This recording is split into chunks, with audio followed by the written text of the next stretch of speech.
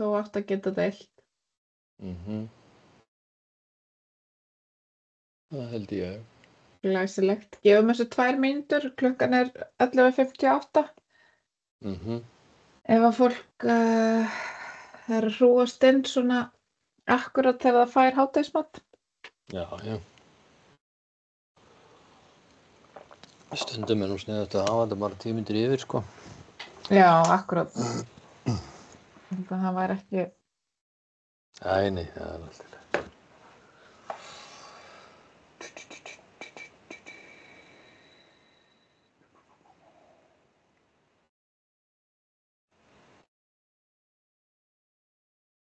Já.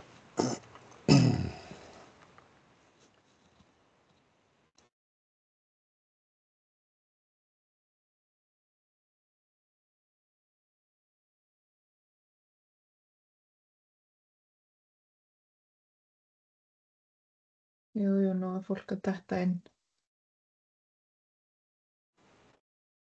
Ég ætti nú kannski að vera skemmtilegur eins og þú og nú ná mér í eitthvað annað heldur en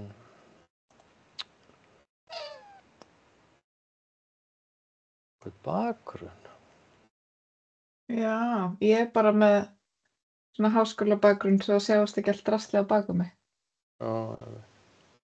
En svo fæ ég stundum spurninguna, sérstaklega ef ég er með erlendum aðilum á fundi, hvort ég sitji virkilega úti.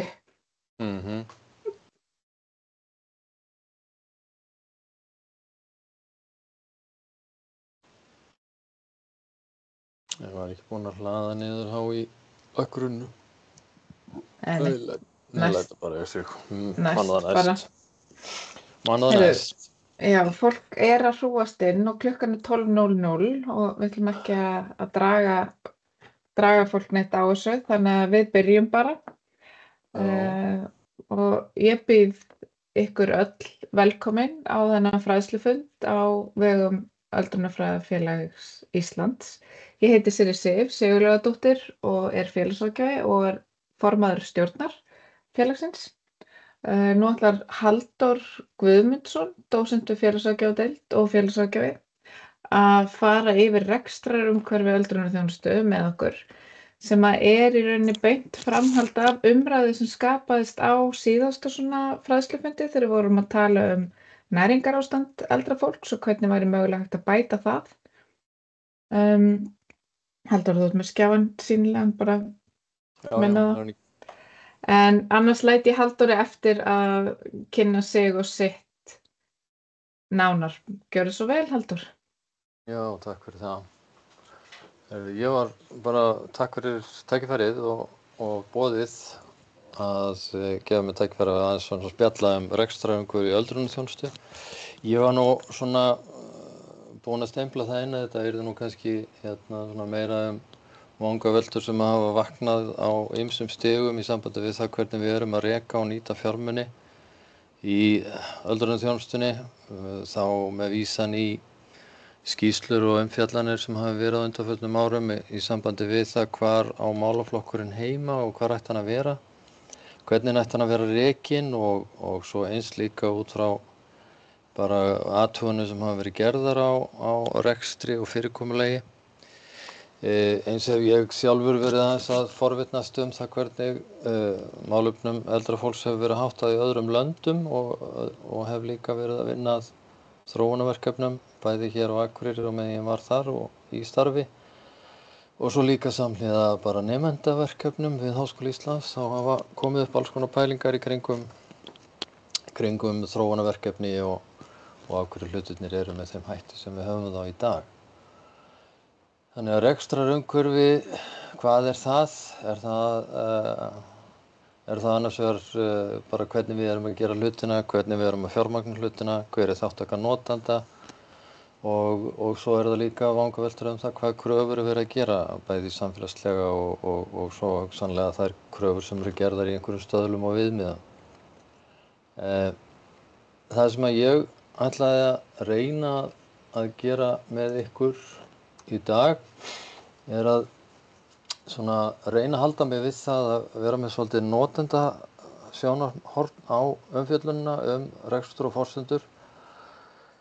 Og nota bene, ég var ekki þátttakandi í fundinum síðast sem að einhverju marki kveikjan að því að setja þetta efni á dagskrá. Ég ætlaði að byrja á því að tala eins fjármögnun og rekstrarforsendur á hverju þjónustustigi í öldrunarþjónustunni. Það er að segja opnu þjónustunni og stofnanaþjónustunni. Ég ætla að reyna að halda mig við að tala þetta út frá notendasjónarhorninu sem ég var að nefna, út frá sjálfræði, fjárræði og bara svona mannréttindasjónarhorni. Ég ætla aðeins að tengja það líka við málefni fatlaðra og kannski velta upp spurningum af hverju hlutirnir eru með þessum hætti og hvað eru kosta og hvernig við hugsanlega getum gert það með öðrum hætti eða fengið svipað magn eða annað magn af þjónustu fyrir þá fjármuni sem við erum að nota. Og þetta tengist í raun og veru bara þessari umræðu sem sagt hvert erum við að fara og hvað getum við ekki verið að gera í þessum bransa eins og stillt er. Ég tek útgangspunkt í hugmyndum og vangaveltum sem voru reifaðar af Alþjóðaheilbrigðismálastofnuninni og Sameinuðu þjóðanna með samþykkt frá 2021 að þessi áratugur fram til 2030 væri helgaður heilbrigðri öldrun og snerist það að samstilla aðgerðir og hugsun og þróa samfélagið og við ættum að vera að virkja og leggja áherslu á það að virkja og efla fólk. Þar í öllu þessum aðgerðum í heilbrigðri öldrun, alveg sama hvort að það eru allir þessi 4 punktar eða hver fyrir sig, alltaf að gera ráð fyrir því að við séum að hugsa virkni og þátttöku eldra fólks, alveg óháð því hversu fatlað eða ófatlað eða færniskert það að það sé lagt út frá því að við séum að endurskoða viðhorf okkar, við séum að virkja þau og valdefla og við séum að reyna að horfa á styrk og virkja kerfin okkar til þess að skapa samvinnu og lífsgæði fyrir notandann. Og kjarninn í þessu auðvitað sá að það bara það mikla breytingar í lýðfræðinni, samsetning aldurssamsetningu elsta hópsins og hlutdeild hans í samfélaginu ört vaxandi. Þetta verður mjög stór hópur innan nokkurra ára. Sumar þjóðir eru nú þegar farnar að fást við viðfangsefni þar sem að þessi hópur, það er að segja 65 plus, í kringum 25 og alveg upp undir 28% af samfélagsheildinni. Og það auðvitað hlýtur að hafa verulegar afleiðingar, bæði fyrir rekstur og fjármögnun samfélagsþjónustunnar og ekki síður fyrir það hverjir eru þátttakendur í samfélaginu og hverjir eru ekki þátttakendur í samfélaginu á hverjum tíma. Þannig ég held að þetta sé ágætis grunnur til að hafa í huga þegar við förum að velta fyrir okkur rekstrarfyrirkomulaginu. Það sem ég hef rekið mig á í gegnum tíðina og ég fékk það nú bara akkurat á Facebook í dag, spurningu það hvað hægt að fá ráðgjöf það hvernig þetta kerfi þegar fólk stautast á þann vanda að vera orðið fullorðið, þarf að fara að sækja réttindi sín, þarf að skoða stöðu sína og vega og meta þá hagsmuni sem það hefur af hlutunum. Og það sem að líka verið að spyrja bara hvar fær maður upplýsingar, samræmdar upplýsingar hvernig, hvað þjónusta kostar, hvað þjónusta að fá, hvernig á að sækja hana, hvað réttindi og kröfur og þar fram til götunum. Þetta hefur virðist fyrir mér allavega að þetta hafi verið vandi í gegnum tíðina og ég sé ekki betur heldur en að það sé ekki ennþá búið að ná utan það að við séum með samræmdar upplýsingar á hverjum stað, því að bara þegar ég var að undirbúa þetta erindi þá ég að flakka síður eins og hjá ráðuneytunum og hjá einstökum sveitarfélögum. Ég að fara inn á stofnanir eins og sjúkratryggingar og tryggingastofnun til þess að leita upplýsinga og það svona heilt yfir ekki mjög auðvelt að finna fram og það að vita nokkuð ítarlega hvað það sem þú ert að leita að og ég held að sé að fullyrða það að þetta umhverfi okkar ekki sérlega notendavænt þegar kemur að því að horfa á það út frá annars vegar út frá eldra fólki og svo kannski ekki síður út frá því hvernig aðstandendur leita áfram og leita eftir stöðum og upplýsingum. En bara svona rétt sögulegt ágrip. Það hefur verið þannig að megin hluti af rekstri dýrustu þjónustunnar, þá ég að tala sem sagt, þann hluta sem að heitir hjúkrunarþjónustan og heilbrigðisþjónustan. Þar hafa verið daggjaldafyrirkomulag og það hugtak sem sumir kannski kannast við en aðrir ekki, en sögulega séð þá það þannig að upp úr síðustu aldamótum þá var í raun og veru á grundvelli stefnumörkunar sem var lögð fram 2003. Þá var tekin sú prinsipp ákvörðun að einstakar stofnanir sem að veita þjónustu fyrir eldra fólk yrðu ekki sérstaklega tilgreindar á fjárlögum sem slíkar, heldur yrði stofnað fyrirkomulag og samræmt fyrirkomulagið að það yrði daggjaldafyrirkomulag. Þannig að hver einstaklingur sem inn í kerfinu, hvort sem það heitir þá hjúkrunarheimili eða dagdvalir, að sú þjónusta fjármögnuð í gegnum skilgreindar greiðslur sem eru grundvallaðar núna á grundvelli samninga á milli heilbrigðisráðuneytisins eða réttara sagt sjúkratrygginga sem að annaðhvort gerir samning við þjónustuaðilana eða þá að það unnið eftir fyrirfram ákveðinni reglugerð sem að sjúkratryggingar gefa út og það þá í þeim tilfellum þar sem mögulega ekki samningur til staðar.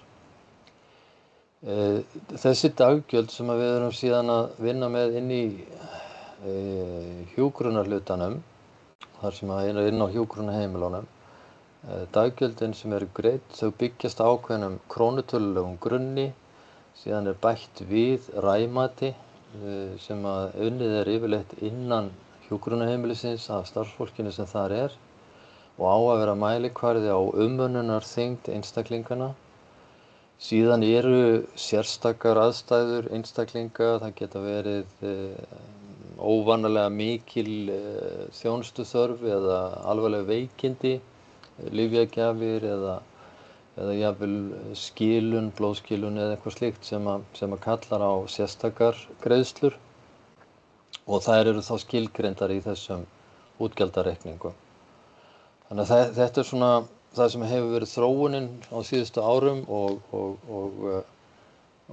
sá rammi sem gildir í efsta hlutanum eða dýrasta hlutanum að rekstri öldrunarþjónustunnar.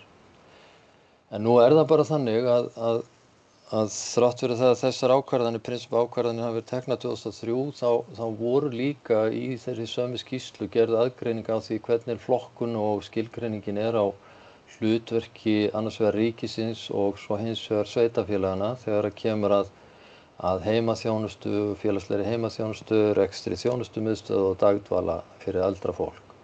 Það hét árið 2003 dagvistun sem að allir eru sammála að sé nú ekki lengur hugtaki sem við notum, heldur dagdvöl eða dagþjálfun.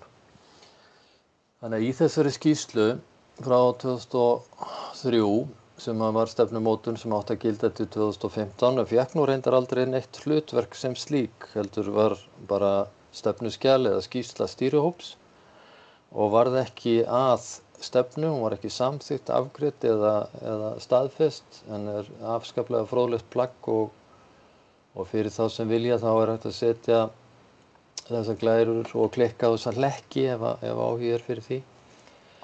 En í prinsipinu þá það þannig að heilbrigðishlutin, ríkishlutin eru heilsugæslustöðvarnar, sjúkrahúsin og í eftir tilvikum einstaka sinnum eru það hjúkrunarfræðingar sem veita heimahjúkrun og eins og við vitum þá heilsugæslan almennt veitt af ríkinu notendum á kostnaðarlausu. Síðan erum við með félagslegu heimaþjónustuna sem almennt rekin af sveitarfélögunum og þetta hluti af þessum þróunarverkefnum sem hafa verið í gangi í Gott að eldast, það að samþætta heilbrigðishlutann og félagshlutann og reyna að ná utanum þann hluta með kannski einhverju svipuðu sniði og gert hefur verið á Reykjavíkursvæðinu í því þróunarverkefni sem að þar sem reyndar samningsbundið þróunarverkefni á milli Reykjavíkurborgar og sjúkratryggingar og hefur verið í gildi í líklega 12-14 ár og hlýtur auðvitað að fara að vakna spurningum hvenær það hættir að vera þróunarverkefni og verður að varanlegri fyrirkomulagi þjónustuveitingar. Þetta fyrirkomulag sem var fest í lögin 1982 samþættingu heimahjúkrunar og heilsugæslu, heimahjúkrunar og sveitarfélaga heimaþjónustunar, hefur í raun og veru verið mjög svona brottgengt, það hefur verið breytilegt á milli tíma til tíma, íbúar jafnvel í litlum sem stórum sveitarfélögum ekkert mjög vel áttaðir á því hvort þeir sækja hjá sveitarfélagi eða heilsugæslu og það svona hægt að það hefur verið bara í gegnum tíman, bara mjög breytilegt á milli svæða og sveitarfélaga hvar og hvernig þú sækir og berði eftir aðstoðinni. Eins og þær hafa líka verið ólíkar reglur, eðli máls samkvæmt, heilbrigðisþátturinn veittur af ríkinu og sveitarfélagaþátturinn yfirleitt kostaður af einstaklingunum sjálfu að einhverju marki.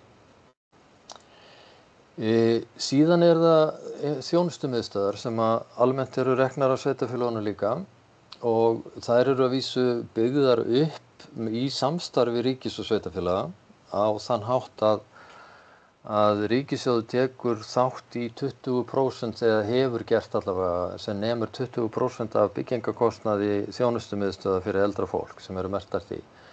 Þetta ein af ástæðunum fyrir því að menn hafa verið og sveitarfélögin hafa verið að byggja þjónustumiðstöðvar eða svona einingar sem eru hluti af íbúðakjörnum eða þjónustukjörnum fyrir eldra fólk og þar hefur ríki og sveitarfélög sem stigið saman.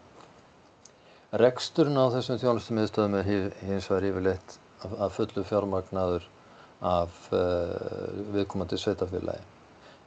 Eftir atvikum í einhverju mæli kannski með þátttökugjöldum frá íbúum í því húsi en sennilega eru og það fullir það að flestar þessar þjónustumiðstöðvar sem eru reknar vítt og breitt landið, þær eru reknar fyrir almannafé og það eru allir íbúar viðkomandi sveitarfélag, hvort sem þeir búa í þjónustuíbúðunum eða íbúðunum sem að tengjast þjónustukjarnanum, nota þá eða ekki. Nú síðan dagdvalirnar, þær hafa yfirleitt verið reknar í gegnum tíðina af sveitarfélagunum, voru upphaflega settar af stað upp úr síðustu aldamótum sem samstarfsverkefni á milli ríkis og sveitarfélaga og áttu að vera svona stuðningur við þá á þeim tíma ákveðin ágreining sem var á milli ríkis og sveitarfélaga kostnaðarþátttöku vegna þess að sveitarfélögin vildi halda því fram að ríkið ætti að koma inn í þetta væri ekki hægt að gera svo skýran greinarmun á milli heilbrigðis- og félagslegra þjónustu og á þessum tíma var samið það að ríkið kæmi að rekstri því sem var í dagdvali þar sem fólk dveldi yfir daginn og þarna var líka verið að ýta undir það að það yrði svona verið að efla félagslíf og annað slíkt hjá eldra fólki til að koma í veg fyrir einangrun og ótímabæra hrörnun eða ótímabæra innlögn á dvalar- og hjúkrunarheimili. Þannig að þessi mynd nú ekki alveg mikið, hún ekkert mjög mikið breytt frá því sem var. Í dag erum við almennt að tala heimaþjónustu og þá byrjaði ég aðeins að fjalla opnu þjónustuna eins og hún í dag og ég tek útgangspunkt í bara til dæmis verðlagning og orðum og hugtökum sem eru notuð hjá Reykjavíkurborg. Heimaþjónustuna veitt á grundvelli laga félagsþjónustu sveitarfélaga. Það skylda sveitarfélaganna að bjóða upp á hana. Það tilgreint í lögum og reglum að notendur greiði hluta af þeirri vinnu og hjá Reykjavíkurborg þetta þannig að það eru 1655 krónur sem að notandinn greiðir fyrir hverja vinnustund.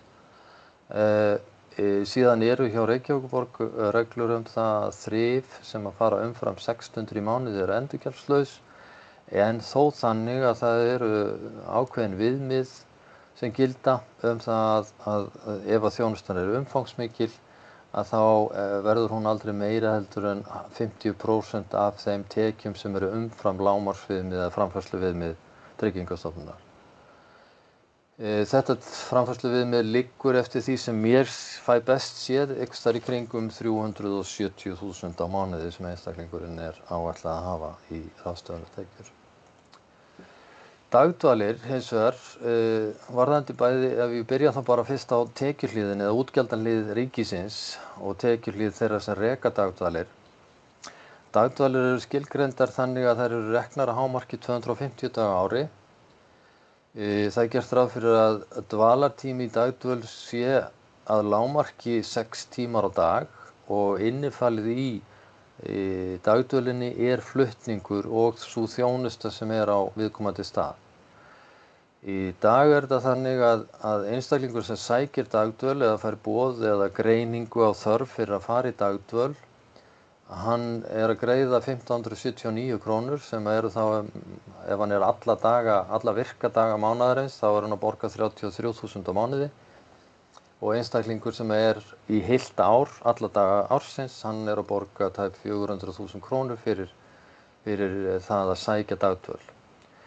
Ég kem aðeins inn á það á næstu glæri hvað það er sem er innifalið í þessari þjónustu sem þarna er veitt. Hins vegar þá greiðir ríkið eða Sjúkratryggingar Íslands daggjöld á móti þessum hluta einstaklingana og fyrir það sem heitir almenn dagdvöl er þetta 10.000 krónur og þeir sem eru í dagdvöl þar sem unnið er með einstaklinga vegna heilabilunar, þar eru daggjöldin 23.000 og endurhæfingardvöl sérúrræði sem er hjá að með minni Hrafnistu í Reykjavík, þar er daggjöldin 28.500. Þetta þýðir í raun og veru að eins og þið sjáum á þessum tölum að ríkið eða Sjúkratryggingar að greiða daggjöld fyrir það bil 2,5 milljón á ársgrundvelli ef einstaklingur er í dagdvöl allt árið. Þetta er sem sagt kostnaðurinn per pláss þá. Og ef það er að ræða heilabilun, einstaklingar með heilabilun eða þjónusta fyrir þann hóp, þá erum við að tala tæpar 6 milljónir. Og endurhæfing er þá verðlögð í daggjöldum rúmar 7. Ofan á þetta fær viðkomandi rekstraraðili svokallað húsnæðisgjald sem eru í dag samkvæmt reglugerð 532 krónur og er greitt per fermetra sem er til ráðstöfunar. Það er bundið við hámark upp á fermetrar per pláss yfir 30 og þetta jafngildir eitthvað í kringum 130.000 krónum sem að Sjúkratryggingar greiða í húsnæðiskostnað fyrir hvert pláss á ári. Þetta gefur ykkur aðeins hugmynd það hverjar eru rekstrarforsendur eða rekstrarhliðin í sambandi við dagdvölina. Hins vegar er til reglugerð sem er númer 1245 frá 2016 og nokkrum breytingum eftir það sem segir svolítið til það hvaða þjónustu á að veita í dagdvöl. Og þar eru tilgreindir þessi þættir, hjúkrunarþjónusta, aðstaða til þjálfunar og læknisþjónusta. Það er ekkert skilgreint hversu mikið umfang þetta á að vera. Og ég hef grunum að það sé nokkuð breytilegt á milli staða, hversu bara eftir mönnun og öðru slíku og jafnvel samningum við lækna eða hvort að í sumu tilfellum veit ég til að læknisþjónusta felst í því að starfsfólk dagdvalar fylgir einstaklingum til læknis eða kemur bókar með tíma á heilsugæslu eða eitthvað slíkt. Þannig að það er mjög teygjanlegt hvað er í þessum hugtökum. Síðan er líka verið að meta heilsufar, þjálfun, tómstundir, félagslegan stuðning, þá veita ráðgjöf og aðstoð við athafnir daglegs lífs. Síðan á að vera aðstaða til líkamsæfinga, það á að vera fæði veitt á staðnum, bæði matur og kaffi þann tíma sem viðkomandi dvelur og aðstoða við bað, eins og það nú orðað í reglunum, aðstoð við böðun. En sumum tilfellum eru einstaklingar bara að sækja dagdvöl og geta aðstoð séð það sjálfir ef þeir kjósa að nýta aðstöðu þar til þess að fara í bað. Það sem er stórt og hefur stór kostnaðarliður er flutningsþjónustan. Það hefur lengi verið ágreiningsefni á milli rekstraraðila í dagdvala, rekstraraðila dagdvalana og ríkisins að það skuli vera þessi krafa flutningsþjónustuna.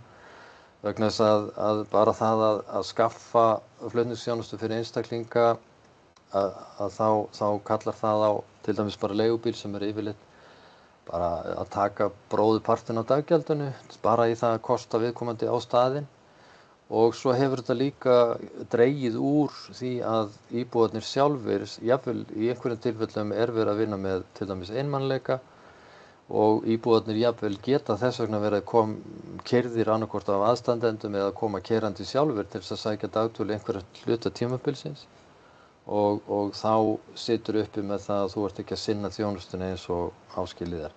Þannig það er ýmislegt í reglunum í kringum dagdvölina sem að óhætt að segja, tekur ekki mið af forsendunum sem lagt upp með einstaklingsbundna og persónubundna þjónustu og heldur ekki mið af því að valdefla fólk til sjálfstæðis eða viðhalda því sjálfstæði sem það þó hefur. Og þarna eru girðingar í reglunum sem að geta haft áhrif á stöðuna. Nú, svona heilt yfir varðandi þjónustuúrræðin, sem sagt, nú ég búinn að fara í gegnum þarna gula flokkinn, neðstu þjónustumiðstöðina, heimaþjónustuna og dagdvöl, síðan koma íbúðir, þjónustuíbúðir svo kallaðar, sem voru kallaðar það allavega í þessari skýrslu KPMG frá 2016. Þar eru auðvitað íbúar að leigja eða í sumum tilfellum að kaupa, hafa aðgang að þjónustumiðstöð eða sameignum og það einhver grunnþjónusta innifælin í þjónustunni sem þau búa að í íbúðunum eða í kjarnanum í kringum íbúðunar. Ég ætla ekki að fara inn í verðlagningu eða rekstrarumhverfi þar sérstaklega vegna þess að það væntanlega byggt á leigugreiðslum og íbúarnir eru þá öllum líkindum að sækja öll sín réttindi eins og aðrir íbúar utan þjónustuíbúðuna, bara almennir íbúar. Þeir sækja húsaleigubætur, þeir fá styrki frá sveitarfélögum, þeir nota lyf, sjúkraþjálfun, læknisþjónustu, heilsugæslunar eða annara sem bara eru í boði almennt og búa bara á sömu forsendum og aðrir. En síðan eru það þá næsti kafli sem þá dvalarheimili, hjúkrunarheimilin sem ég ætla aðeins að renna yfir. Ég gat nú ekki staðist á freistingu að taka það aðeins inn í umræðuna að ef við ætlum okkur að halda sama fjölda eða halda sama þjónustustigi hjúkrunarheimila á landinu eins og við hefur á síðustu árum, þá náttúrulega stefnum við í alveg hrikalega aukningu á næstu misserum og eitt það að byggja hjúkrunarheimili sem að kannski kostar eitthvað í kringum 50-60 milljónir að byggja eitt pláss. Þá myndi þetta þýða einhvers staðar á bilinu 60 til 100 milljarða bara núna á næstu 3-4 árum eins og áætlun heilbrigðisráðuneytisins hefur verið lögð fram í bréfi sem var afgreitt rétt fyrir síðustu kosningar þar sem ætti að byggja 400 hjúkrunarpláss. Og það eru gríðarlegir peningar. Eins og byggingarkostnaðurinn ekkert endilega stóra málið, heldur rekstrarmálið stóra málið, vegna þess að einstaklingur sem dvelur á hjúkrunarheimili, það tekur hann það bil rétt líklega 2,5 til 3 ár inn á hjúkrunarheimili að þá kostnaðurinn orðinn jafn mikill og kostnaður að byggja hjúkrunarplássið. En ég kem aðeins inn að því hérna á eftir. Og ykkur til upplýsingar þá eru þessar tölur náttúrulega gamlar, þær eru byggðar á tölum útreikningum þar sem að kostnaður við að búa á hjúkrunarheimili var í kringum 14 milljónir eða daggjöldin, en í dag hann kominn nálægt 20 milljónum og jafnvel yfir það. En ég ætla að byrja aðeins á byggingarkostnaðinum. Hjúkrunarheimilin eru upphaflega skilgreind og það var grundvöllurinn að því að ríkissjóður tekur þátt í að byggja hjúkrunarheimilin og kostar það að mestu leyti, hefur gert það allavega fram til þessa. Það eru nú komnar upp tillögur og ég held samþykktir að þetta sé alfarið kostnaður ríkisins, en lengst af hefur þetta verið þannig að ríkissjóður greiddi 85% af byggingarkostnaði og sveitarfélögin 15%. Og þetta hefur verið hluti af þessu gráa svæði á milli þess hverjir vilja byggja og hversu áfjáð sveitarfélög eða ríki eru í það að byggja hjúkrunarheimili á hinum ýmsu stöðum á landinu. Þetta hefur verið deilumál áratugaskeið. Síðan kemur framkvæmdasjóður inn í myndina og það hafa verið svona kannski áherslur í framkvæmdasjóðnum núna síðustu misserin og síðustu árin að hann hefur í auknum mæli verið nýttur til viðhalds og endurbóta, en það eru ennþá verið að nota hluta af sjóðnum í byggingarkostnað, sérstaklega til dæmis í kringum þjónustukjarna eða þjónustueiningar. En þetta bara svona enn ein flækjan í kringum málaflokkinn að það ekkert alveg sjálfgefið eða fastmótaðar reglur einhvern veginn í kringum það hvernig fjármögnun og byggingum og rekstrinum háttað. Og svo eins og ég kom inn áðan, þjónustumiðstöðvarnar eru byggðar að hluta til úr styrk úr framkvæmdasjóði sem svo aftur ágreiningsatriði það hvort að það sé hlutur ríkis eða sveitarfélaga af því að þetta er tekið af skattfé til ríkisins. Aðeins að velta því upp hér sem að skiptir nú kannski máli út frá líka KPMG-myndinni sem við vorum með áðan. Þessi daggjöld sem við erum með að vinna með í dag fyrir dagdvöl, sérhæfða dagdvöl og dvalarrými og hjúkrunarrými, þjónustu framboðið eða eftirspurnin eftir þjónustuna á eðli máls samkvæmt að byggjast á þörf og þarfamati og staðan í raun og veru svo í dag að hjúkrunarrýmin eru tæp 50.000 krónur á mánuði í daggjöld. Það er að segja ef ekki einhverja sérþarfir hjá viðkomandi einstaklinga að ræða þá geta daggjöldin verið hærri. Þetta þýðir að mánaðarleg greiðsla fyrir hjúkrunarrými 1,5 milljón og þegar búið að taka húsnæðiskostnað, byggingarkostnaðinn að einhverju marki inn í myndina, þá nokkuð ljóst að rekstrarkostnaður hjúkrunarrýmis á bilinu 21 og jafnvel upp undir 22 milljónir króna eftir hvernig maður reiknar vaxtastig af þeim fjárfestingum sem hefur verið lagt í. Það áhugavert að velta því fyrir sér hvað gætum við gert mikið fyrir einn íbúa sem byggi út í bæ fyrir 22 milljónir á ári. Við vitum í dag að hjúkrunarkostnaður og umönnun inn á hjúkrunarheimili kallar á mannafla upp á sirka bát stöðugildi per íbúa eða 0,92 og upp í 0,95 stöðugildi. Miðað við þessa fjármuni hér þá mætti ætla að það væri hægt að leggja til 0,8 til jafnvel upp í fullt stöðugildi inn á heimili einstaklings flesta virkadaga ársins fyrir þá sömu fjármuni og við erum að kosta til inn á hjúkrunarheimili. Hins vegar vitum við það líka að þeir einstaklingar sem í heimahúsi þeir þurfa fæstir og fá fæstir svo mikla þjónustu jafnvel áður en þeir fara inn á hjúkrunarheimili.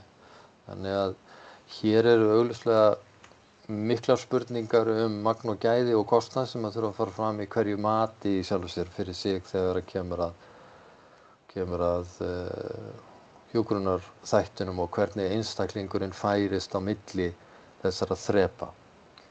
Hvað raunhæft og hvað skynsamlegt. Meðalkostnaðurinn eins og ég sagði áðan á ári einhvers staðar í kringum 17-18 milljónir pluss húsnæðiskostnaðurinn. Samkvæmt mælaborðinu sem gott að eldast heldur úti og miða nú held ég flest við stöðuna, ég held að þessar tölur sé að miða við stöðuna eins og núna og sé ekki frá því 2023 að þá meðal íbúi að dveljast á hjúkrunarheimili í 23,1 mánuð. Það þýðir að fjárfestingin í umönnuninni sem að einn einstaklingur þarf á að halda þegar hann fer inn á hjúkrunarheimili liggur einhvers staðar í kringum 34 milljónir per mann. Það ekkert mörg ár síðan að meðaldvalartíminn inn á hjúkrunarheimili var reiknaður í kringum 3 ár. Það má sjá það í skjölum og greinargerðum sem voru lagðar fyrir Alþingi fyrir ekkert löngu síðan. Að þar var heilbrigðisráðuneytið að reikna með að dvalartími inn á hjúkrunarheimili gæti verið einhvers staðar í kringum 3 ár, 2,7 til 3 ár. Það myndi jafna sig út á það að dvalarkostnaður væri, eða samfélagslegu kostnaður af hjúkrunarrýminu væri einhvers staðar í 53-54 milljónum fyrir einstaklingin. Ég set þessa tölu fram fyrst og fremst til þess að velta því fyrir sér og inn í þessa umræðu hvað í raun og veru þetta miklir fjármunir, hvað þetta stórt inngrip í bæði líf einstaklinga og ekki síður varðandi það hvaða hvaða auðlindum samfélagið að ræsa og setja af stað þegar kemur að þjónustumati fyrir einstaklinga inn á hjúkrunarheimili. Það síðan líka allt í lagi að halda því til haga að einstaklingar sem að dvelja á stofnun og fara inn á hjúkrunarheimili eða hafa verið á sjúkrahúsi í 3 mánuði eða meira, þeir eiga að hafa til ráðstöfunar 103.321 krónur á mánuði eða sem nemur 1250.000 á ári. Þetta var einu sinni kallað vasapeningar, sem betur fer þetta kallað ráðstöfunarfé í dag og því var breytt eftir kröfu frá notendunum sjálfum að kalla þetta eitthvað annað heldur en vasapeninga eins og skömmtun. Þannig að þetta eru þær fjárhæðir sem eru gefnar upp hjá Tryggingastofnun ríkisins varðandi ráðstöfunarfé fólks inn á stofnun. En hver er svo staðan í dag?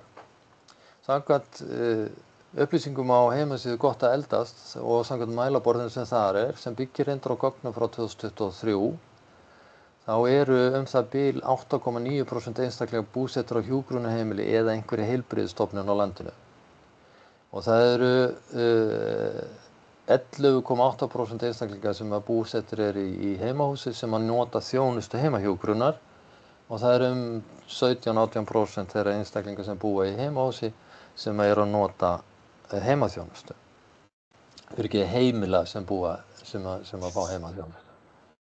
Síðan eru líka hér upplýsingar félagsþjónustu og dagdvalir og þá sjáum við að það eru það bil 18% heimila sem að njóta félagslegra heimaþjónustu samkvæmt þessum upplýsingum og það eru það bil 93% nýting á þeim dagdvalarrýmum sem í gangi.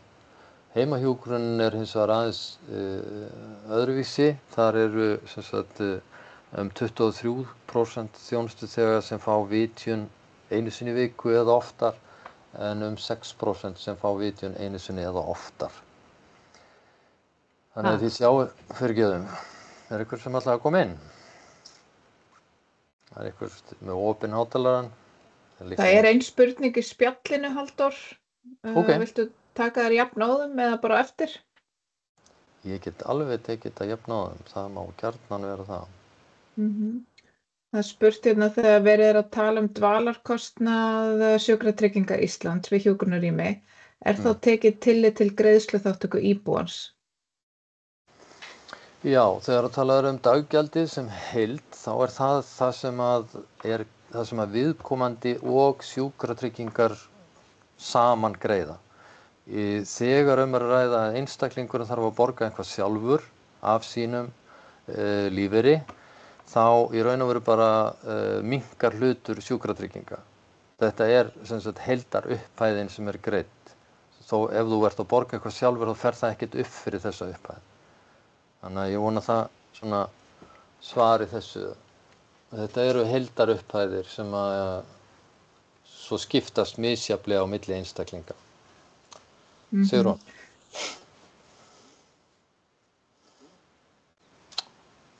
Ég var bara aðeins að hugsa því að það náttúrulega fara alltaf einhverjar tekjur íbúa í þátttöku af því að það falla niður tekjur frá Tryggingastofnun. Þannig að mér finnst þetta svolítið einhliða upphæð sem að tala hvað hjúkrunarheimili kostar. Af því að þetta bara mér finnst þetta aldrei verið að tala þetta. Nei, það sem athyglisvert að þú skoðar bara skýrslu frá 2021 minnir mig rekstur hjúkrunarheimila, þá sérðu að kostnaðar hlutdeild notendana sjálfra rétt 4% af heildarrekstrinum. Þannig að það mjög lítill hluti sem kemur frá notendanum sjálfur samkvæmt þeim upplýsingum sem þá lágu fyrir. En það náttúrulega mjög líklegt að það muni fara hækkandi með hækkandi lífeyrissjóðum. Algjörlega, það mun væntanlega stór breytast. Já, meðan að tekjuviðmiðin verða eins og þau eru í dag, þá segir það sig sjálft. Þannig bara fínt. Það oft, við heyrum oft talað þetta, að fólk verður fyrir áfalli yfir því að það sé amma og afi eða pappa og mamma þurfa að greiða svo mikið. En þetta enn sem komið ekki orðin stór hluti af heildarkökunni, en það kann að vera að breytast hratt á næstu árum. Þeir sem eru inn á hjúkrunarheimilunum eru náttúrulega þeir einstaklingar sem eru í efsta laginu, efsta aldurshlutanum og það sá hópur sem ekki komin á hvað við segja, fullan lífeyri og það eru meiri hluta til konur. Þannig að það hefur líka áhrif. Og þessi skýrsla frá apríl 21, hún sýnir þessa skiptingu sem þú varst að spyrja Sigrún, hvernig húsnæðisgreiðslurnar eru hluti á daggjöldin, hvað það skipta miklu máli og svo koma í sömu tilfellum inn greiðslur frá sveitarfélögum eða einhverjar aðrar tekjur sem eru kannski einhver sérúrræði eða eitthvað slíkt. En það sem áhugavert finnst mér varðandi þessa úttekt sem var unnin 21 og það var ekki í fyrsta skipti sem að þeirri spurningu var velt upp. Það var hvort að það væri hægt að skilja á milli heilbrigðisþjónustunnar, umönnunar og félagslegrar umönnunar sem rekin inn á hjúkrunarheimilum. Það var hluti af skipunarbréfinu eða erindisbréfinu sem að verkefnahópurinn fékk að skoða það hvort það væri hægt að skipta þessu upp. Það að segja hvað ætti að vera einstaklingur, ríki, hvað væri félagslegt, hvað væri heilbrigðislegt og þar fram eftir götunum. Niðurstaða hjá starfshópnum var svo að þeim var ekki, það lægi ekki alveg fyrir hvernig þessi aðgreining ætti að reiknast út og það væri bara ekki til nægilega skýr mörk það hvernig þessu væri skipt upp. Og þetta kannustu nú bara af umræðinni. En hérna sjáum við allavega þessar nýjustu upplýsingar sem við eigum með þessar samantektir. Ég hef ekki rekist á nýrri upplýsingar, kann að vera þessi til, en ég hef ekki rekist á að sé nýrri upplýsingar sem sýna kostnaðarhlutdeild íbúanna. Það oft líka að vera að velta fyrir sér í sambandi við aldurssamsetningunni inn á og hvaða hópar þetta eru og eins og þið sjáu hérna að það eru 70% í hópsins sem á elsta skeiðinu og það auðvitað markar það hvaða lífeyrisþátttöku eða greiðsluþátttöku þeir íbúar mögulega væru með og eins líka að þeir íbúar sem á aldrinum 70 til 79 ára sem eru væntanlega í þeim hópi sem bara með hluta af fullum réttindum lífeyrissjóðanna vegna þess að lífeyrissjóðarnir voru stofnaðir 1969 og það þýðir að í raun og vera fyrstu einstaklingarnir með væntanlega full réttindi eru að svona renna inn í tímabilið og þá eru þeir á aldrinum undir 70, réttum 67 ára. Þannig að það ekki farið að fullu komið inn í kerfið hjá okkur. Og það hefur sem sagt verið velt upp og það hefur verið gert ítrekað. Það var vinnuhópur á vegum ráðuneytis, það var sett af stað í 2016 minnir mig, 15-16 var vinnuhópur sem fjallaði sérstaklega það að það þyrfti að skoða greiðslufyrirkomulag einstaklinga og fjármögnunina á þjónustunni fyrir eldra fólk bara almennt. Og þar var verið að horfa til hluta eins og sjálfræðis og fjárræðis.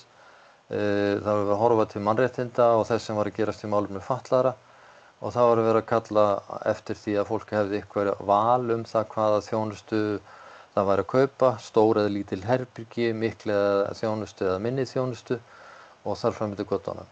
Þá var verið að horfa til þess að skipta upp kostnaðinum, það að segja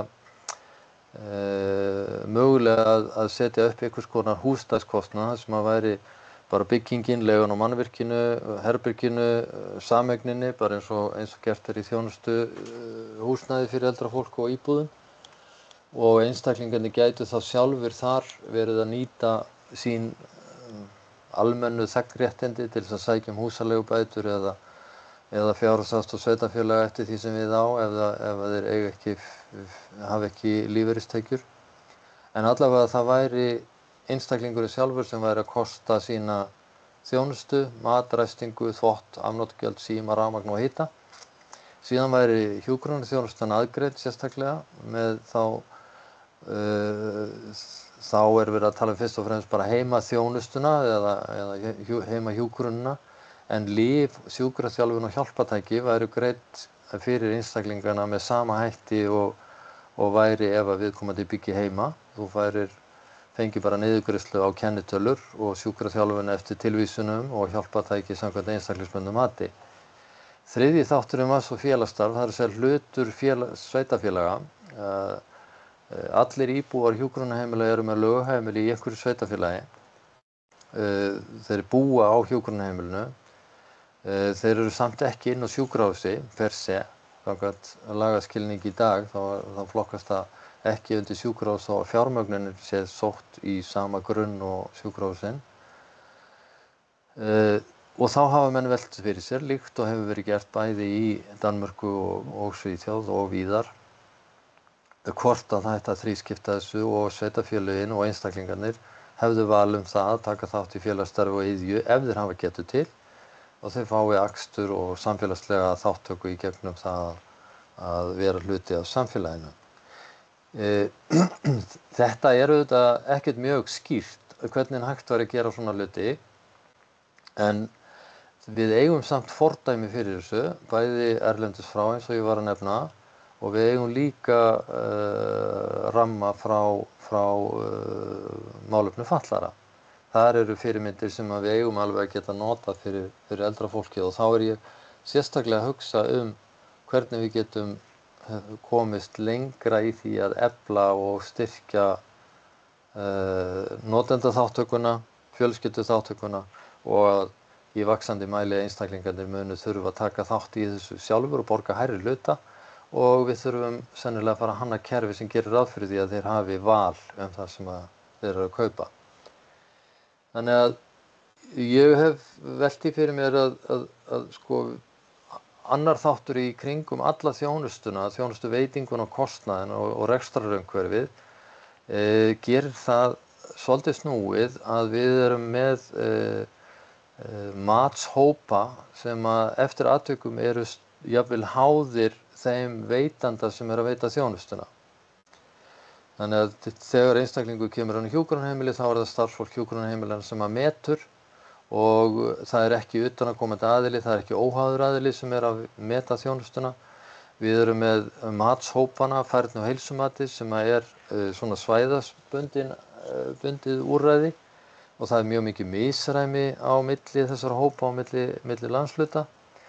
Þannig að það má alveg velta því fyrir sér hvort við ættum að fara að kíkja betur á það sem Danir og til dæmis Svíar hafa verið að gera þar sem þeir eru bara með óháðan matshóp sem hefur enga tengingu við viðkomandi sveitarfélag og heldur ekki við viðkomandi stofnun sem veitir þjónustuna en fer í heima hjá fólki og gerir tillögur breytingar og úrbætur á húsnæði eða aðstöðu og gerir tillögur það hvað þurfum við að kaupa af þjónustu og hvert mögulega mætti snúa sig til þess að fá þá þjónustu. Þegar að matið og tilvísunin liggur fyrir þá getur notandi snúið sér að því að leita eftir þjónustunni og hann velur þá hvort hann fer í heilbrigðisþjónustuna eða hvort hann sækir í stofnanir einkaaðila eða sveitarfélög. Þetta fyrirkomulag hefur verið í gangi í ákveðnum þjónustugeirum og mér alveg kunnugt hvernig fyrirkomulagi hefur á þessu verið á þessu í bæði Svíþjóð og í Danmörku og ég held að þetta sé eitt af því sem við þurfum að taka inn í umræðuna þegar kemur að málefnum eldra fólks til lengri tíma, bæði varðandi dagdvölina, það að segja sveigjanleikann og breytileikann, að þú getur verið mismunandi tíma og mismunandi tímum sólarhrings og þar fram eftir götunum og jafnvel að þú sért líka að sækja dagdvöl á helgardögum, ekkert síður heldur en aðra daga. En ég setti hérna inn bara svona mér til áréttingar og vonandi öðrum til umræðu, vangavelturnar það hvort að við séum kannski tiltölulega föst í forræðis- og forsjárhyggju gagnvart eldra fólki og ég held að það sé áhugavert að fara að tengja okkur við málefni fatlaðra að þegar kemur að kostnaðarhlutdeildinni að þá þurfum við aðeins að velta því fyrir okkur hvort að notendastýrð persónuleg aðstoð fyrir eldra fólk sé eitthvað sem við þurfum að fara að hugsa vegna þess að það byggir þá á grunnréttindum, þegnréttindum þar sem að notandinn verður settur í fyrirrúm og hann hefur eitthvað það að segja hvað hvernig hann fær þjónustuna og hver veitir hana hjá honum. Þetta fyrirkomulag sem ætti að vera hægt að aðlaga og velta fyrir sér gagnvart eldra fólki og getur verið einstaklingsbundinn samningur eða með öðrum hætti þríliða samningur á milli einstaklings og þeirra þjónustukerfa sem að ræða. Ég bara svona kasta þessu inn í umræðuna og ætla að stoppa núna, það er komið nóg, það er ekki nema 10 mínútur eftir fyrir ykkur. Þannig að bara, hvað er það sem við mögulega þyrftum að skoða eða er þetta bara allt í góðu lagi eins og þetta er? Hvernig sjáum við fyrir okkur þetta velferðarkerfi til framtíðar? Gjörðu svo vel.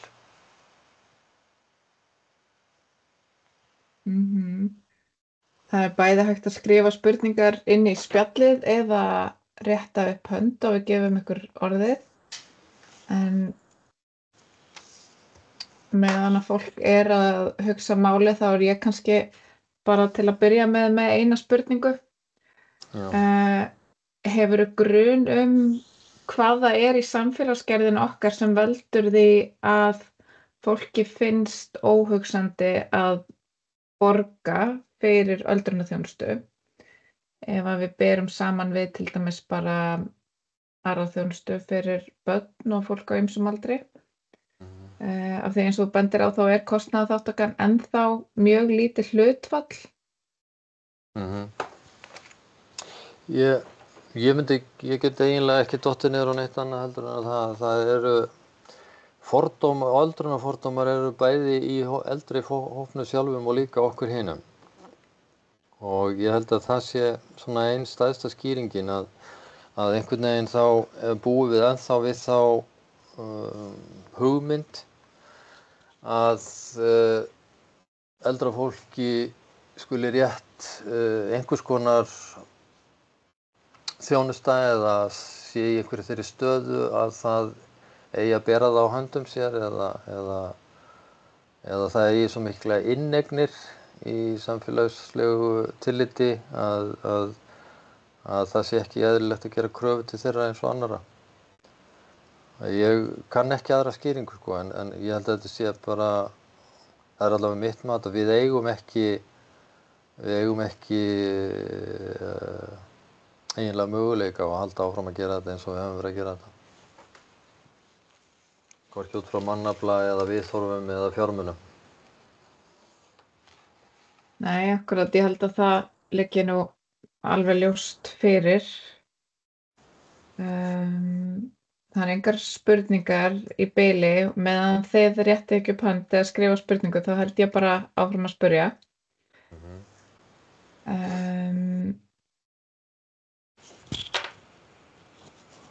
Nei, ég sé ekkert hérna. Sigrún jú, rétti aftur upp hönd. Þetta er ekki segja náðan, er það nokkuð? Nei. Nei, flott. Ég var að hugsa, sko, ég var bara að hugsa svo greiðsluþátttöku í dagdvölum, hún er náttúrulega rosalega lág. Það kannski kemur til að því að maður er alltaf að reyna að sannfæra fólk að fara í dagdvölina. Þannig að ef það er of hátt gjald þá fara þeir sem kannski þyrftu þess að fara mest, að þeir fara ekki. Og þetta er svolítið að þetta er fólk, það er ekki eftirspurnin hjá eldra fólkinu sjálfu, þetta er meiri eftirspurn hjá aðstandendum. Þetta er bara svona eins og með leikskólan, leikskólabörn myndi kannski ekki alltaf vilja vera á leikskólanum en foreldrarnir vilja endilega þeir séu þar sko. Þetta er svolítið það, en svo væri náttúrulega mjög spennandi af því að við vorum aðeins að tæla við erum svolítið föst í þessu, það er hjúkrunarheimili eða heima. Það vantar svona, sko við erum með þjónustíbúðir en okkur vantar kannski þarna eitthvað millistig sem væri gaman að pröfa þetta sem þú varst að tala með það væru heimili sem að fólk bara byggi í og borgaði leiguna sína og allt þetta, að gera bara eitt tilraunaverkefni, sjá hvernig það kæmi út. Það er náttúrulega búið að pröfa eins og Foldabæ og Laugaskjól og eitthvað svona, það er svona eins og að virðist vera of hár rekstrarkostnaður á það, en það væri spennandi að pröfa eitthvað annað fyrirkomulag. Já, ég tek alveg undir með þér, Sigrún, í þessu, sko, greiðslumálin geta virkað letjandi fyrir það að fólk sækir sér þjónustu sem einhverjir aðrir eru þeirra skoðunar að þeir þurfi á að halda. Og ég held að sko eitt af því sem við þurfum að komast í er að við þurfum einhvern veginn að vera með matsópa sem fara í það að gera úttektir hjá fólki og benda því á að sko baðherbyggi, stigi, einhverja fyrirstöður, innréttingarlausnir eða eitthvað slíkt. Ef einhverja færniskerðingar eru þarna, þá er hægt að gera alveg ótrúlega marga hluti til þess að losa og breyta og bæta aðstæðum. Við eigum nokkur tilvik og kannski mörg tilvik þar sem að fólk hefur hreinlega verið valið það að sækja eða fengið mat á hjúkrunarheimili og komst inn vegna þess að það er eitthvað í aðbúnaði þeirra heima við. Vantar lyftu í húsi eða þar fram eftir göttunum og við notum ekki aðra lausnir sem eru hagkvæmari. Varðandi þetta millistig og þróun á millistiginu, ég held að við þurfum ekkert að þróa það. Við þurfum ekkert að fara í enn eitt þróunarverkefni í því. Þú getur farið bara til dæmis til Ísafjarðar, það sem ég þekki persónulega. Ég byrjaði að vinna þar 1982 í íbúðum aldraðra sem eru ennþá starfræktar með þjónustukjarna, sjúkrahúsi hinum megin við götuna. Þarna eru í gangi íbúðakjarni sem er ekkert ósvipaður á mörgum öðrum kjörnum í Reykjavík, þar sem að fólk greiðir fyrir sig sjálft og það eru afskaplega, ég á ekki nákvæma tölur það en það er verulegur stuðningur sem að fólk hefur af því að búa í þessum kjarna, standa skil á sínu, geta keypt sér þjónustu og hafa aðgang að sjúkrahúsi og annarri þjónustu í nágrenninu. Ég hef ekki skoðað það nákvæmlega en ég held að ef þetta er ekki millistig sem að dugar fyrir mjög marga þá er ég illa svikinn sko. Og ég held að þetta millistig sem að þú ert að tala sé einhvers konar svona, en ég held líka að millistigið sé að við verðum, það er bara ekkert lengur spurning, við verðum að fara að hækka þjónustustigið í heimahjúkrunni og heimaþjónustunni, stuðningsþjónustunni eða hvað við köllum hana. Og þessi gráu svæði á milli ríkis og sveitarfélagi því máli, þau eru komin til enda og að mínum mati er besta leiðin að koma notendunum til borðs, leyfa þeim að komast að borðinu til þess að geta fara að tjá sig það hvaða þjónustu þeir eru sjálfir tilbúin að taka þátt í. Því að þessi samskipti ríkis og sveitarfélag eru ekki búin að vera að skipa okkur í góðan farveg. Við höfum fyrst og fremst farið í það að reyna að skúbba málunum á milli aðila og kenna hvor öðrum um. Þannig að ég held að við eigum nóg að fordæmi með millistigin, okkur vantar þau ekki, okkur vantar að stórefla og setja einhverja milljarða í staðinn fyrir að byggja hjúkrunarheimili, þá þurfum við að setja einhverja milljarða í það að efla heimahjúkrunina og heimaþjónustuna. Takk fyrir. Sérðu spurningar í spjallinu? Já, er það ekki? Ég get líka lesið bara, það er frá Berglindi Blöndal. Veistu til þess að það sé einhverjar reglur næringu eða næringarþarfir að þeim sé mætt innan hjúkrunarheimila? Nei, sko það eru einhver ákveði, ég held að hún þekkir það nú kannski betur en ég, sko, að það er einhver ákveði í kröfulýsingunni í sambandi við fæðið, en þetta er bara nákvæmlega það sama og verið að fást við, held ég, í kringum grunnskólana og hvers konar fæði er þetta eða hvers konar hráefni er þetta sem verið að nota eða hvað er það sem verið að bjóða upp á. Ég held við séum allt og slök í því að vera með nýtísku aðferðir og næringaríka fæðu sem við erum að bera á borð fyrir eldra fólk. Mér er kunnugt að bæði í Danmörku og Bretlandi hafa menn verið að leggja upp með allt aðrar aðferðir og svona massífari vinnu í samband við næringarinnihald á fæðu og ferskleika fæðunar sem verður að bjóða í til dæmis heimsendana mat fyrir eldra fólk. Þetta bara, við erum bara í 1700 súrkál plastbökkum og sem að búnir að veltast í leigubíl í allt og marga daga áður en þeir komast til skila. Já, hún talar hérna að vanti mest upp á orku og prótínþörf sé mætt, verðist vera lítil áhersla á það. Já, ég bara þekki þetta ekki, ég veit að hún þekkir þetta. Já, og svo hérna spurning frá Katrínu í spjallinu, vitið hvort það séu döfin að skipa umboðsmann aldraðra á Íslandi? Það hefur lengi verið í umræðinni, lítið verið ákveðið og síðasta umræða sem ég heyrði var að menn settu þetta algjörlega á ís þegar þeir voru að taka saman síðustu ríkisstjórn. Já, síðustu ríkisstjórn sem inniheldur samt Ingu Sæland. Já, ég held að það var ekki sett í forgangsmál að setja umboðsmann aldraðra. Ok, ég veit að það er eitthvað sem hún hefur. Það má leiðrétta mig, ég ekki alveg viss en ég taldi mig lesa þetta út úr einhverju umræðu eða blaðskrifum að það væri ekki að Já, ég veit ekki hvar þetta stendur akkurat núna en ég veit að hún er svo sem hefur talað mjög fyrir þessu undanförnum árum. Og svo er ein hérna með upprétta hönd sem má bjóða orðið, Laufey. Já, komið í sæl. Laufey Jónsdóttir hérna á Akranesi. Hæ, Laufey. Ég því miður náði svo illa að tengjast þannig ég misti af fyrstu 20 mínútunum og ætlaði að byrja að spyrja verður þessi kynning á vefnum hjá Öld? Já, hún kemur inn. Og svo var annað að þegar þú ert að tala um Halldór að þurfa stórefla gæði heima hjúkrunar og heima þjónustu. Telurðu að þessi vinna sem við erum að vinna í tilraunasveitarfélaginu með samþætta þjónustu sé hluta því að efla gæðin?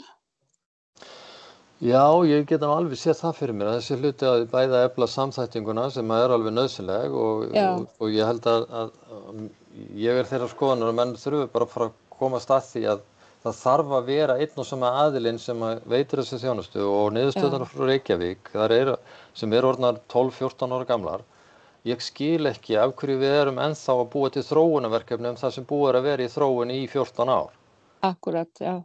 Það liggur alveg fyrir að þegar að Reykjavíkurborg tók við þjónustunni þá dró úr ræstingaþjónustunni og það jukust gæðin í persónubundnu þjónustunni fyrir einstaklingana sem fengu samþætta þjónustu. Já.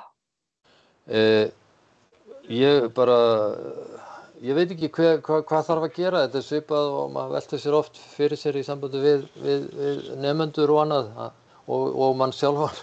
Hvað þarf að gera til þess að fá fólk til þess að lesa skýrslunar og rannsóknar sem búið að gera? Já, akkurat. Okkur vantar ekkert fleiri verkefni.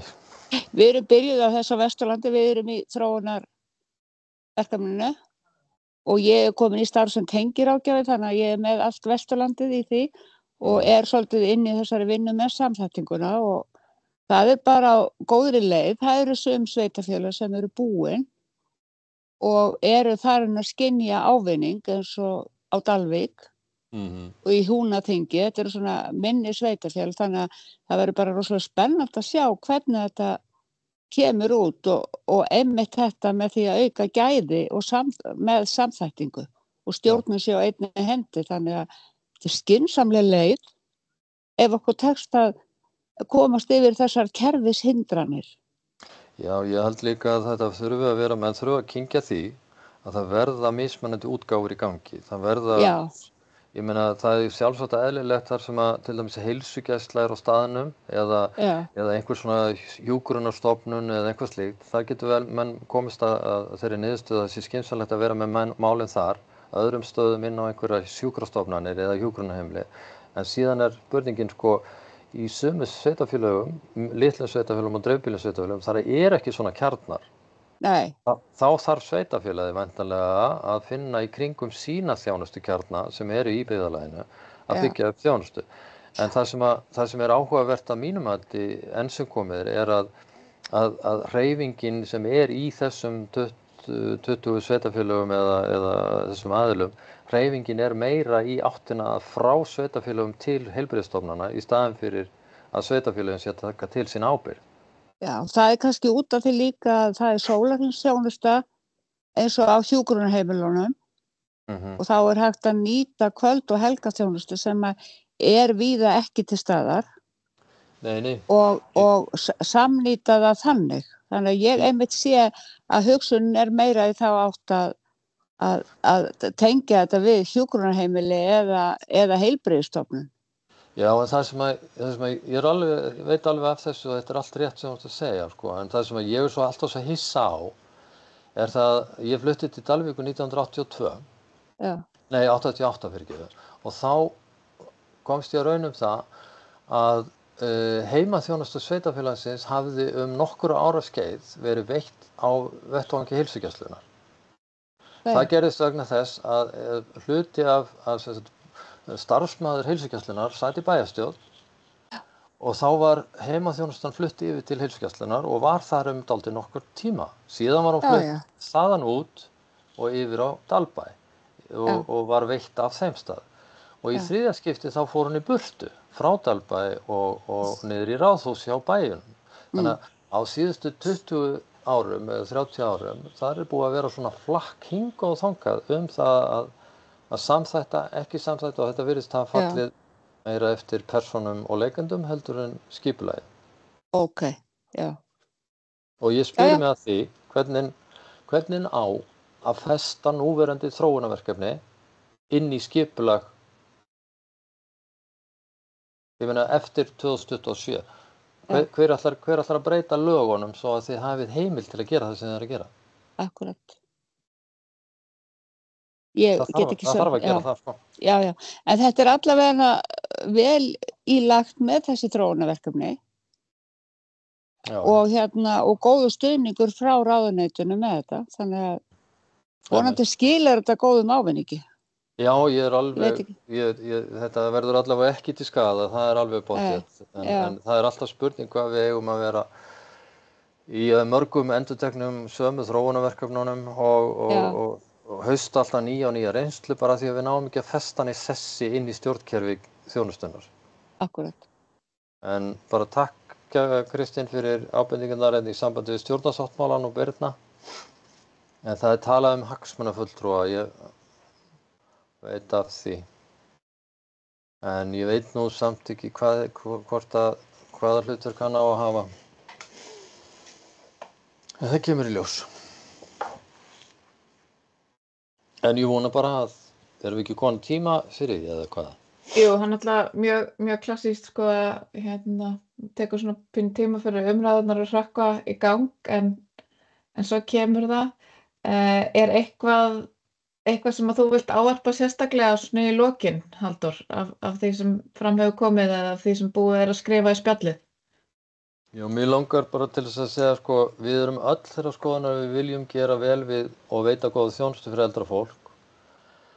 Ég veit að við viljum prófa og þróa, en við verðum núna að fara að koma því þannig fyrir að þær breytingar sem þarf að gera á þjónustunni verði festar í sessi inn í stjórnskipulagi þjónustunar hvar á svæðinu sem það vegna þess að þessi tilraunastarfsemi, persónubundna þjónustu starfsemi sem í gangi, hún ekki að virka og mikilvægasti þátturinn í því að koma notendunum til borðs, leyfa þeim að komast á borðinu, fjölskyldunum og notandanum sjálfum og ég held að það sé fullt tilefni til að gera það í miklu meira mæli heldur en verið hefur, bæði í greiðslufyrirkomulaginu og ekki síst finnst mér það mikilvægt þegar við horfum til þess að blessuðu öldungaráðin sem áttu nú að vera samráðsvettvangur og tilheyrandi og hagsmunafulltrúi eða umboðsmaður að hvað hann heitir í líka við verðum að koma þessum breytingum betur inn í kerfið okkar og festa þar.